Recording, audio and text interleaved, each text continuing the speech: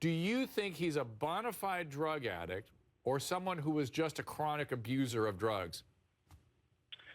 Well, from the allegations that I've seen, I can't say that he is a chronic abuser. I think that he was put on the medication for his injury.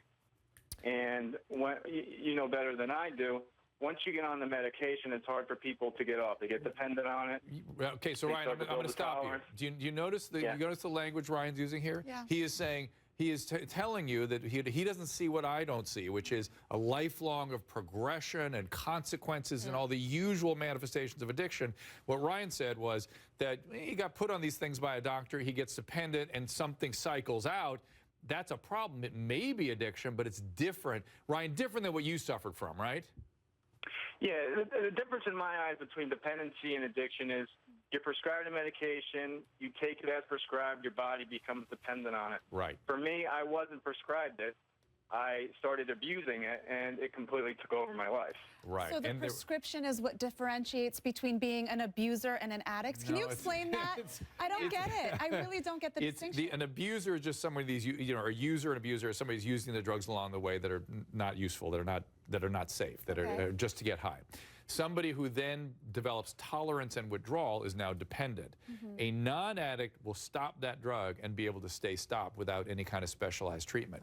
An addict will always go back. They'll be driven back. The disease is always active, and there will be progression over time. The dependent person may just stabilize. Ryan, let's also talk about how easy it is for people to hide opiates and opiate addiction until it spirals. Well, that's probably the hardest part about this whole epidemic is that there are people in everyday life that you are walking by on the street that are addicted to these drugs, and you would never know. I speak to thousands of people a year that are from all walks of life. I mean, the notion that somebody's back alley getting high, that's long gone. Long gone. There's people in the corporate world that are using these drugs, or people in sales that feel like they are dependent on these drugs to even work. That's right. To be social. And they feel like if they come off these drugs, they can't be social. Who's supplying the drugs, Ryan?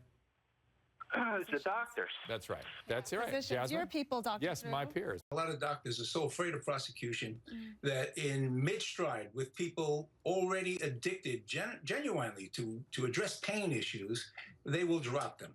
They will stop. And many of these people, and I speak from personal experience, are forced to address their pain by going to the street.